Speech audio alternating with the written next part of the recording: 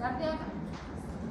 Entonces vamos a hablar un poco de lo que eran los conceptos generales y vamos a quedar en valvulopatías y ruidos normales para que en la teoría hablemos de las patologías. Ahora sí. Recordando, tenemos 4 válvulas: la válvula mitral, la válvula tricuspidia, válvula aórtica y válvula pulmonar. ¿Dónde se encuentran cada una de estas? Será donde vamos a buscar los distintos tonos cardíacos. Entonces tenemos en la válvula auriculoventricular del lado derecho la válvula que tiene 3 valvas, se llama la válvula tricuspidia. En la válvula auriculoventricular del lado izquierdo tenemos a la válvula bicuspidia con 2 valvas, ¿no es cierto? Y luego tenemos 2 semilunares, también llamadas sigmoideas, que va a ser la aórtica, que va a ir hacia el ventrículo izquierdo, y la pulmonar hacia el ventrículo derecho. Recordando esto. También vamos a tener que estas válvulas auriculoventriculares van a tener una función de abrir y de cerrar, que se llama sístole y diástole. Son las encargadas de hacer este movimiento, pero no solamente las válvulas, sino que también estas válvulas estarán gracias a lo que son los músculos, se lo voy a mostrar. A lo que vienen a ser los músculos que están dentro del endocardio, que van a ser los músculos de primer, de segundo y de tercer orden. Como pueden ver, estos son los de primer orden, que en su vértice tienen a las cuerdas tendinosas, que también son de primer, segundo y tercer orden, que van a ir a alojarse en distintos lugares de las valvas. ¿Para qué? Para facilitar la apertura y cierre de estas válvulas. Será como un cierre de emergencia. Porque cuando veamos que los músculos se encuentren contraídos, las valvas estarán cerradas. Cuando estén dilatados o relajados, se abrirán para facilitar el cierre, para que ya no ingrese más sangre, y la apertura para que ingrese la sangre.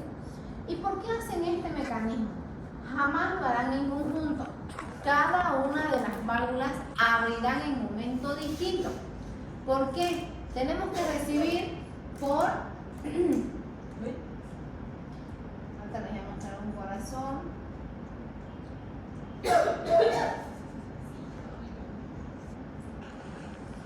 Porque vamos a tener aquí arriba a la vena cava superior, ¿no es cierto?, que va a ingresar hacia la aurícula derecha.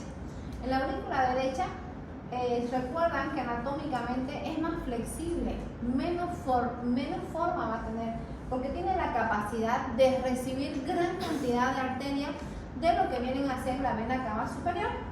Entonces, esta va a hacer 2 funciones. Una va a inyectar por la vena cava inferior y otra va a abrirse la válvula tricuspidia, que está en el lado derecho, para abrirse y recibir hacia el ventrículo derecho. De ahí se va a ir hacia la pulmonar, a hacer el intercambio gaseoso dentro de los pulmones. Pero hay otra que va a venir hacia el ventrículo izquierdo, va a abrirse la bicuspidia.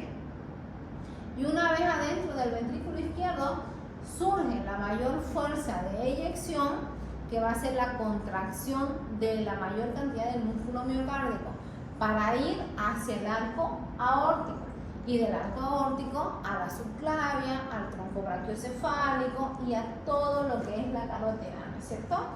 Toda esa función va a ser, no va a ir a los pulmones, ¿no es cierto? ¿Quién va a ir a los pulmones? La válvula sigmoidea pulmonar, que recuerdan que si es una arteria, surge una incongruencia. La vena lleva sangre oxigenada y la arteria lleva sangre con dióxido de carbono para hacer el intercambio dentro de los alveolos pulmonares. Si miramos una visión superior, vamos a ver acá la válvula tricuspidia con sus 3 valvas, y la bicuspidia o mitral con ambas, con 2, y las válvulas aórticas y pulmonares con sus 3 que además tiene los nidos de golondrina, ¿no es cierto? Que va a facilitar a que la sangre no se coagule al llegar a ese lugar, sino que va a funcionar como un colador para que la fuerza sea menor. ¿Por qué motivo? Porque va a entrar con gran afluencia de volumen y muchas veces el corazón no pudiera soportarlo. Entonces, ¿qué hace estas semilunas que tenemos? Empiezan a moverlas así, para que la fuerza sea menos, porque no tiene la capacidad de la presión como la tiene la aurícula derecha. La aurícula derecha, a ver, de presiones intraauriculares, es la que tiene mayor fuerza. ¿Por qué? Porque penetra la vena cava superior. Entonces, una vez ya hemos comprendido esto, tenemos que hablar del tono cardíaco. El tono cardíaco es como yo, como persona instruida, voy a escuchar. Fisiológicamente se dice que es loop-du. El loop va a ser el primer tono cardíaco, que va a ser el cierre de las válvulas auriculoventriculares. El segundo tono cardíaco va a ser el du, que es el cierre de las válvulas ya no auriculoventriculares, las que me faltan, semilunares. En el ser humano saludable escuchamos estos dos ruidos cardíacos. El tercer y cuarto tono cardíaco, ahorita les voy a mostrar. El tercer tono cardíaco, tengo que tener un oído sumamente entrenado. Comúnmente esto lo escuchan los especialistas o los que ya llevan muchos años. ¿Por qué? Porque se escucha en el tercio medio de la diástole. Quiere decir, entre el loop, el du, va a haber un sonido sordo, que llaman ellos, porque no es muy audible, sino que saben que se encuentra en ese lugar porque va a encontrarse entre la diástole. ¿Y qué significa? Es la oscilación de la sangre que entra desde las aurículas y se produce por las vibraciones de las paredes. Y como ahí dice, no se escucha a la percepción fácilmente. El cuarto tono cardíaco, ese es el más irregular que vamos a encontrar.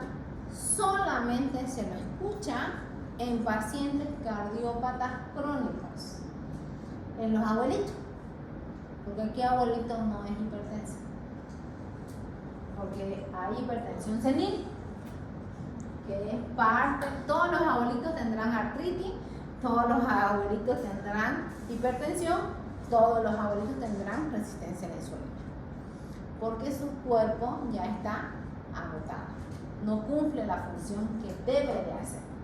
¿Y por qué la hipertensión? Porque las arterias que llevan a esta sangre están endurecidas. Aparte de la fisiología, por las placas ateroma, por las placas de nicotina. Eso hace que las paredes se queden más duras y no sean expansibles para tener una presión arterial adecuada, sino que como ya es rígida, empiezan a haber picos hipertensivos. Entonces, casi nunca se oye. ¿Por qué? Porque es un tono auricular. Como dice aquí, es la contracción auricular, que es la entrada acelerada hacia estas aurículas. Entonces, ya sabiendo el concepto de cuándo hay un primer ruido, cuándo hay un segundo ruido, cuándo hay un tercer ruido y cuándo hay un cuarto ruido, lo que ustedes deben saber es dónde auscultar. Porque yo no les voy a decir ahora, auscúltenme el cuarto tono cardíaco. Porque voy a decir, ni sé dónde buscarlo. ¿Sí? ¿Dónde vamos a buscar? Obviamente, donde se encuentran estas válvulas. Vamos a tener el foco aórtico, que se va a encontrar en el segundo espacio intercostal derecho, que es ahí donde vamos a encontrar el mayor ruido. Eso no quiere decir que se encuentra ahí la válvula, sino que es el lugar donde hace mayor fuerza, mayor rebote dentro de las arterias o de las venas. Al paralelo, el foco pulmonar en el segundo espacio intercostal del lado izquierdo.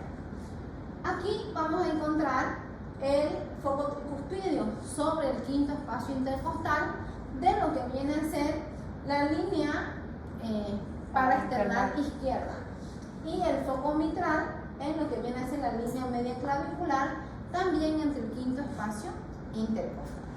Si se dan cuenta, muchos de estos se están repitiendo en el electro, ¿es cierto? Se están repitiendo en el electro porque son derivaciones precordiales que buscan el funcionamiento del corazón.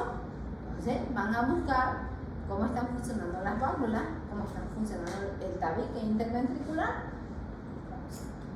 Eso es lo que debemos de memorizar. ¿Hasta aquí alguna duda, alguna pregunta? Para que nuestro amigo nos haga escuchar su ruido cardíaco.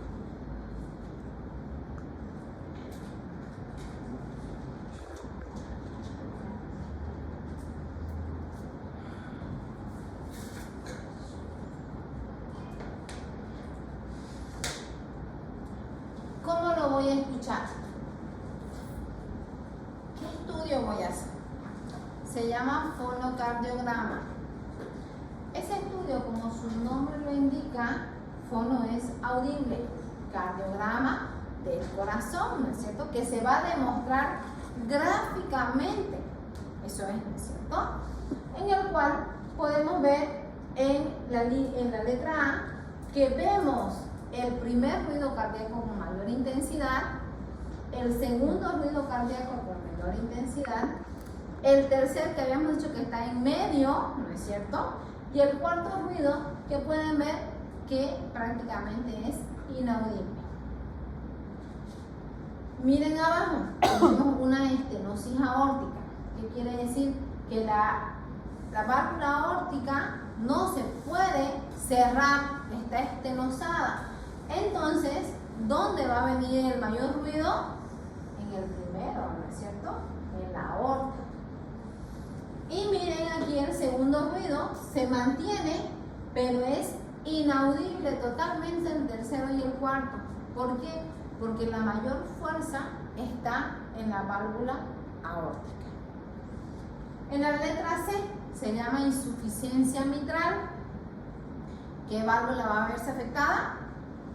La válvula mitral o bicuspidia. Entonces podemos ver que el primer ruido cardíaco va a sonar de una manera continua, va a ser un porque así se escucha el corazón, y luego va a venir un segundo ruido que va a ser totalmente normal, y vemos en la insuficiencia aórtica lo que es lo contrario, que es una insuficiencia que no puede abrirse adecuadamente. Tenemos el primer ruido normal y vemos que el segundo y tercer ruido están siendo perceptibles. Y por último, vemos en el conducto arterioso persistente o permeable que todo, donde usted ponga se escucha, porque no hay en ningún momento ninguna válvula que oponga su función. Vamos a escuchar, porque como les he dicho, lo que quiero es que empiecen